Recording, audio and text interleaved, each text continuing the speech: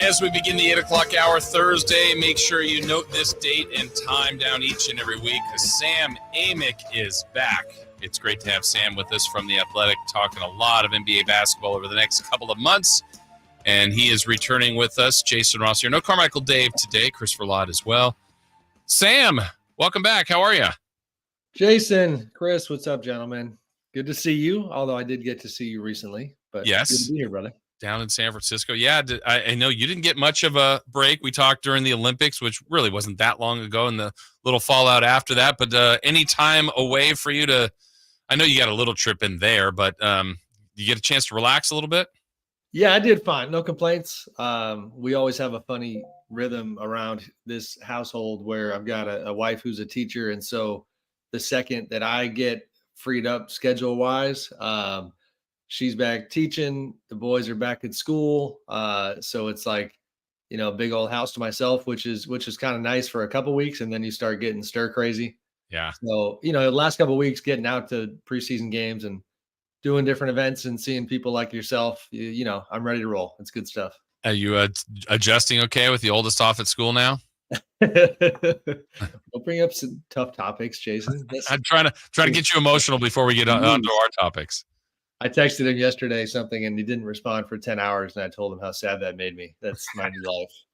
Yeah. But yes, he's at Sonoma State having a great time.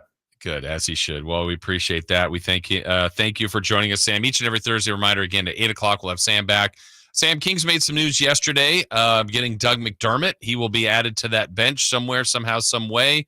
And you've seen the Kings play a couple of times. And I brought this up earlier in the show, that I kind of have a pretty high outlook, I think, going into the year on the Kings, and generally a preseason doesn't change that much. But for whatever reason, this preseason kind of has for me a little bit. I haven't really loved the way they played, but I don't know. I'm just your curious overall thought, and maybe first start with the McDermott move and just what you've seen from the Kings in the preseason games you've seen them play. Yeah, I mean, I'm with you. Now, admittedly, I haven't watched incredibly closely all 4 preseason games, but I had this conversation with my friend and colleague Anthony Slater yesterday about the Kings. In my experience, preseason doesn't matter, but whenever there's an 0-4, an 0-5, or even a 5-0 or a 4-0, it means a little bit. It does give you a sense. I'm curious, to be honest. The only opinion that really matters on that topic is Mike Brown's. Is how is he feeling? In the front office too. How are they feeling about the substance of the preseason? The McDermott move is certainly interesting. That trade sending McDaniels to San Antonio, he hadn't worked out. They needed to free up the spot and the time, and we're concerned about shooting. That's my understanding. Just wanted more depth on that front. That's something that Doug obviously does, but it's funny because we actually Anthony and I are writing a story that I think will be out in the morning on the Kings, just kind of looking at their season. And it's, mostly pretty positive story talking about how much they did in the offseason. But it's another team, like so many, where it's on paper. So the preseason kind of makes you go, oh boy, is this going to work? Because I think to me, the stakes are, fairly significant this year, and they really need this to work. Yeah, so I'd be curious. I know without giving up the entirety of the story, I want everybody to read what you and Anthony are putting together on The Athletic. You kind of gave us a little lean on what the angle is, but where are you guys kind of going with that piece? We enjoyed, we kind of talked to the principal core players, Domas, Fox, DeRozan, briefly with Malik Monk, and just kind of tried to take a vibe check, I guess, and get their respective visions on how it's going and reflecting a bit on the summer. There's a fair amount of DeRozan stuff in there, looking a little bit deeper at kind of how that deal came together and the part that Fox played in the recruitment, and some lighthearted stuff with Domas, trying to play a part in the recruitment and dropping the ball a little bit. Thankfully, it didn't matter. That's the teaser, I guess. And then the elephant in the room, certainly that is, part of it is analysis wise, is De'Aaron Fox and his decision not to sign that extension. So it's a very natural thing in the NBA, a guy of that age and this talent level, to keep his options open. But, as is the case with every team that faces that dynamic, like it means that the program needs to keep going in the right direction in order for things to be in a good place. Yeah, that's exactly where I am, Sam, with that. Because with the, I think it makes financial sense. I think it probably makes a basketball decision sense too. Where yeah, look, I right now my gut's telling me De'Aaron has every intention to be back here, but things don't always go right. What if it is not the year that everyone had hoped? And I don't know where he ultimately wants his career to go, but that does give him some options. So I'm still looking as De'Aaron as a longtime King, but I think financially and probably basketball-wise put some pressure on the organization, but it's probably the right idea, don't you think, from his sake? Yeah, I do. And it's funny too, because I think what I not discovered, but got reminded of in the course of talking to these guys was that locally, and you and I have been here a long time, you could look at the last 2 years and in a historical context standpoint, and this is kind of mind blowing. Talk about the fact that these two winning records, these two winning seasons, they represent 2 out of the 10 total since the Kings came to Sacramento in '85. So, for those of us who look at things in that kind of context, you kind of go, man, like even with the playoff absence last year, like that's significant. This team is doing things that Kings teams did not often do. But the players on the team really do not care about that history. And I don't blame them. Like if you're any of these guys, you're going, okay, that's cute, but I don't want to barely make the playoffs. I certainly don't want to miss the playoffs. I want to make a mark in the playoffs. And, I think in general, the Kings are in an interesting place right now because they still have some of that residue from the hype of the initial Beam Team squad, right? Where they got national attention and they had this incredibly exciting series with the Warriors. That continues through last year, the play-in game against the Warriors. They knocked them off, fall against the Pelicans. And the spotlight, I guess, I find the spotlight around the Kings very interesting because, you've got De'Aaron doing a behind the scenes access show I saw it on Hulu, but I forget which production company did it. I think it was called Clutch, kind of previewing the season. You had Domas as part of the Netflix Starting Five show, the documentary where, they're only picking 5 players and he's one. So my point being that like success, if they had more of it, then that spotlight gets bigger. Everybody gets happy. Everybody signs every contract. You know what I mean? If you stagnate, then I don't think that's the case. Yeah, and back to what you were starting with, kind of their off season, it ended up feeling like it was a huge boost because there was a mystery whether or not Malik would come back. He decided to come back. Landing DeRozan was a bit of a surprise.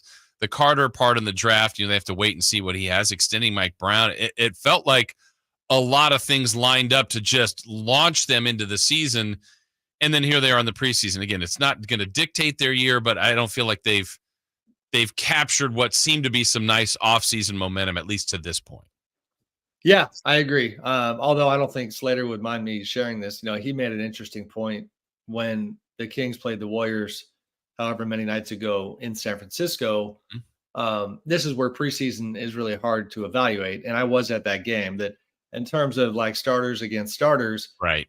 So the sense he got from the Warriors side was like they essentially felt like they got beat that night. So then when you get into the second half and you've got guys playing who would never be there in the regular season, you can't focus too much on the final result. I guess to tie a bow on your question about the story, like the vibe check is very good. These guys, man, like Sabonis absolutely raving about DeRozan. Certainly the same with Fox. It's a really fascinating time because they have more things going well for them, than they have in quite some time. But it comes, it's the old Spider-Man line about, with great power comes great expectation. Mm-hmm. And that's kind of where they're at right now, I think. So on that note, Sam, as we're a few days away from the start of the regular season, Kings begin a week from today. I feel like the West is as crowded as it's ever been, but it may shake out a little bit differently. Just look, I'm not going to hold you to this because you got to play a whole season and things change. But where do you feel like going into the year the Kings kind of belong in that pack? I'm standing on my stance and my framing that this is a very soft, cold take, is that they are in that massive pack between 5 and 12, basically, that legitimately could be on one end of the spectrum or the other. The only question was post Karl Anthony Towns trade in Minnesota, did I still see the T-Wolves as a top 4 team? I do. I we'll see how it looks with Julius Randle and DiVincenzo, but so that 4 would be, OKC, Minnesota, Dallas, and Denver. And then from there, I mean, it's just wide open. I mean, even just look at the last 2 years. Forget about the fact that the Kings were 3rd in the West and then 9th in the West. They won 48 games and then they won 46. It really shows that, the margin for error is small. Domas in the story talks about, like everybody knows, like the frustration that came with losing to so many bad teams last year. That was a difference maker in their year. So I think they'll be in the mix, but to your initial point and your initial concern about the preseason, that lack of margin for error, I think, is why you look at them and think like, oh, you better be sharp right out of the gate. You can't take 2 weeks to get going. Yeah. Talking with Sam Amick from The Athletic. You brought up, one of the bigger moves that happened, and it was just a few weeks ago. The T-Wolves and Knicks working out a trade, 2 All-Stars involved in here. DiVincenzo also joins Randle coming to Minnesota. And even since, they've played a preseason game, which had fireworks with DiVincenzo and Rick Brunson. I saw that trade and I honestly didn't know who, not that we have to have a winner, but I went, I don't know. I don't know if they got better, got worse. That's kind of was my initial reaction. What was your thought on the trade, really from both sides, from the Knicks and from the T-Wolves? I like it for both. On the T-Wolves side, I certainly understand people who say, why now? Like, give this group one more year to try to run it back. They look like they could actually, if not win the title, be an NBA Finals team last year. And then obviously, after knocking Denver off, weren't able to get the job done against Dallas. But the financials of their situation were just, staring them right in the face. And if you canvass the entire NBA, I don't know that you could find, in terms of combination of talent, skill set, and contract, I don't know that you could find a better fit than Julius Randle, where you achieve 2 things. You relieve that pressure of Karl Anthony Towns' contract, which has, several years left and massive money. And you get a player in Julius Randle who can help you. He's not as good as Cat, a different style that does cause some concerns, but you don't fall off that much basketball wise. And whether Randle is part of the future or not, you have fixed that contract problem that you had before. That was a massive endorsement for Naz Reid, who's going to play a much bigger role with Minnesota. Anthony Edwards obviously has to elevate. So I understood it for Minnesota. And I think ultimately we're going to look at that as a pretty savvy move. With the Knicks, I mean, I get it, but you talk about dicey and pressure and high stakes, like they are all in. They have gone from being a team that was plucky and fun and, charismatic and chemistry for days, but also that had optionality contract wise, perhaps more than anybody in the NBA, to, doing the Mikal Bridges deal, doing this deal. And lo and behold, their asset cupboard is pretty dry now. They have put all their chips in, and, it needs to work. Now, again, I like it. The shooting that he's going to provide, the space for Brunson, losing DiVincenzo is a big deal. People, that's still a pain point for Kings fans, because the player that Dante became after his Sacramento stop, he's one of the best 3-point shooters in the game, and he plays defense. He's a heck of a competitor. You even saw that with his little, Yep. dust up with Rick Brunson. He gets after it. So, I think it's a thumbs up for both sides, and I'm curious to see how they look. Yeah, I'm with you on the Knicks part. I mean, I get why they did it. I think it has potential to reap them great rewards, but they were fun. The Villanova Knicks, that story, they were so likable last year, and I can feel, Sam, that market, that area, if they come up short, right or wrong, I feel like a lot of the blame will go to Towns, and I don't even know if that's going to be fair, but I think that's the way it may go if they come up short. That's fair, but I think Towns and Randle both, they have one thing in common from a like, I keep going back to the vibe word, but like from a vibe standpoint, Towns was a massive just a phenomenal team player last year, where he was willing to completely yield to Anthony Edwards. And you just could tell that, like, even though he did it, I'm sure in the back of his mind, he's like, man, I was the guy who was here first. I was the franchise centerpiece.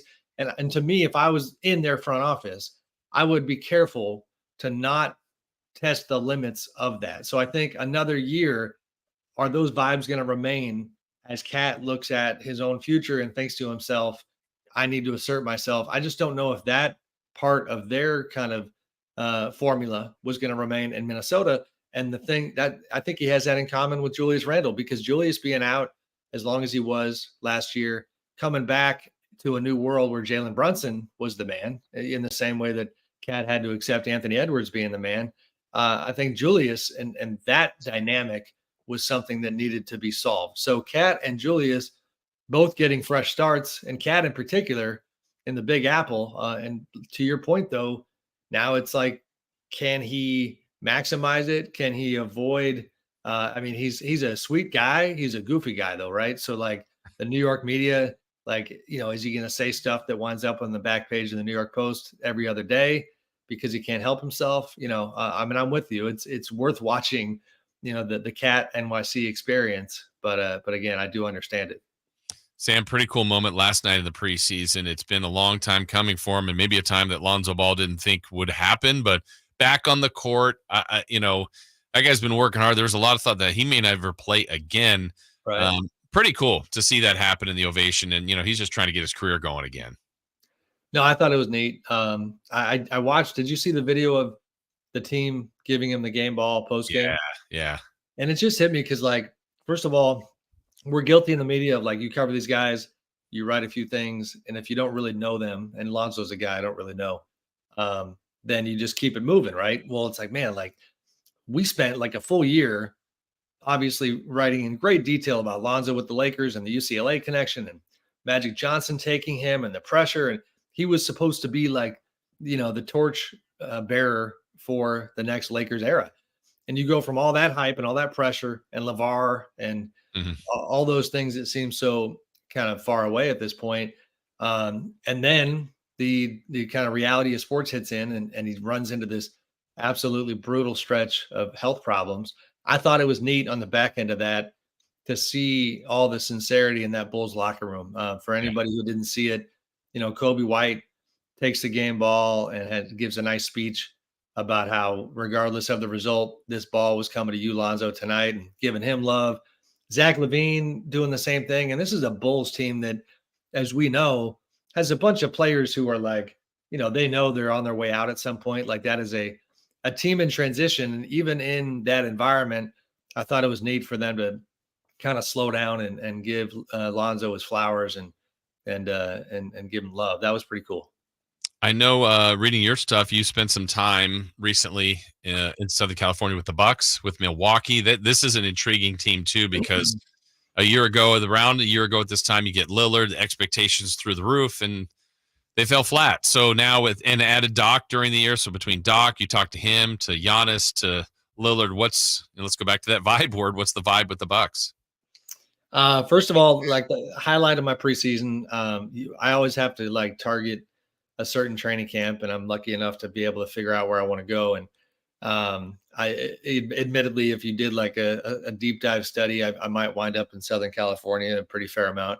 But like, these East Coast teams come west, and for me, it's a chance to get guys away from the pack.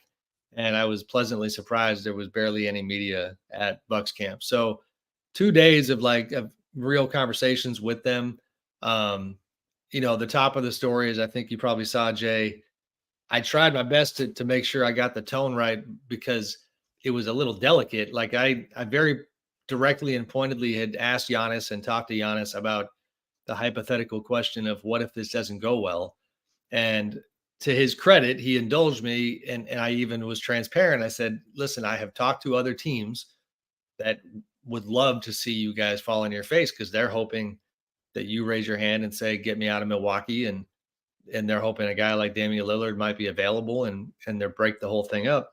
And he, this talk about uncomfortable, as we're talking, a staff member walks by and he literally grabs this poor guy by the shoulder brings him into the conversation and turns the interview towards him and says, "If we lose this year, is it in the back of your mind that you might get fired?" And he did find a way to land the plane in the sense that, like, his point that he then went on to make is, I'm using this guy as an example. Like, this is pro sports. Everybody in this room understands the deal. And he just decided not to run from it. He even had a line that has certainly made the rounds on the internet about how, if we don't win this year, I might get traded. It does. I mean, it's not necessarily, do I think Giannis is going to be on the move? Probably not. But it's an inflection point. If they don't do anything of substance, do I think Damian Lillard's going to want to hang in Milwaukee beyond this season? Probably not. John Horst, their GM, had eyes on the Detroit Pistons job in this past summer, and is the guy on record as having traded for Damian Lillard and hired Adrian Griffin and firing him 43 games in. Like, it's been a little messy lately. So, if it doesn't work, I think change of some sort is coming in Milwaukee. But for me, they're one of those teams of, like, if you squint hard enough, I can see it. They are still very talented, and their messaging was very positive. Giannis is in a good place. He talked about the Olympics kind of reviving his competitive spirit. Damian has gone through a divorce and talked about his kids and how he now this season knows when he's going to see them, which was not the case last year, and the peace of mind that comes with that. And then, Doc is trying to go back to the old Celtics days where he finds a way to connect all of his guys and put a championship team together. So we'll see if they can do it. You guys, as The Athletic, had some significant news. How big of a deal is it for you guys to lose Shams? At first, you go to, like, the kid going to college. Then you got to go to Shams leaving me. I'm just bringing all the heartstrings here. No, I mean, I love and respect Shams. Fantastic coworker. I'm happy for him. Definitely sad to see him go. It was funny being part of the process. I felt like a member of a front office that was, like trying to land a free agent, where we were doing everything we could to change his mind and get him to stay. But he's very good at what he does. Scoop master to the extreme. And a guy who, honestly, my favorite part of the Shams experience at The Athletic is, to his credit, he really cared about getting better as a writer and diving in deeper to storytelling and being part of stories that go beyond the tweets, and information and insight, and combining the reporting with the writing. And that's something that we had kind of teamed up on quite a bit together. So it is very, very strange to see. I mean, even beyond Shams, the media landscape right now is, we could do a whole visit about that, obviously, Jay. But it's weird to see him on the ESPN shows, knowing that obviously when he was with us, it's competition. So, like, that's who we were, constantly kind of trying to beat. So that's the business, and I wish him well for sure. Yeah. All right. Lastly for you, Sam, and we do appreciate having you back with us each and every Thursday at 8. Kings play tonight. They're in LA against the Clippers, into a dome. That looks like just an amazing place. But more of a Clippers question, I guess. They're different, and I don't know. Different is better for them, worse? What do you think the Clippers' outlook will be? It's not good. I really don't think it's good at all. I saw their arena a couple weeks ago for the first time. It's very nice. It's a little strange, just like a big spaceship dropped in the middle of Inglewood. Yeah. So I don't know. I need to continue to learn more about why they did what they did this summer, because to me, if you're going to bet on Kawhi Leonard, and James Harden, then you have to also bet on Paul George. And I understand that all those contracts were going to put him into the second apron, and that is incredibly restrictive. And they decided that they just didn't want to do that. But in lieu of that, you have this years-long project to get the stadium, the arena, up and running.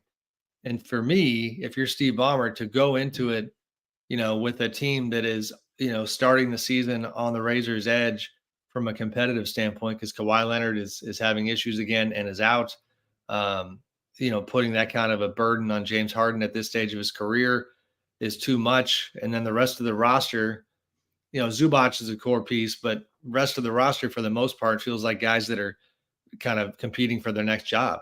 Terrence Mann certainly part of the program, but we'll see. I had them in that 5 to 12 group that we talked about earlier. But I can certainly see a world where, based on health, they fall even farther behind that. It'll be fun to see how this all goes. I'm glad it's the beginning.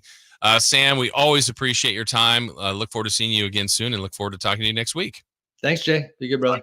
Thank you. That is the great Sam Amick. Check out all his work at The Athletic. He's constantly writing, covering all these teams that you love, and he's got that piece on the Kings coming up. So make sure you check him and Anthony Slater out. As Sam said, that might be out tomorrow. All right, break time for us. When we come back, more to get to, including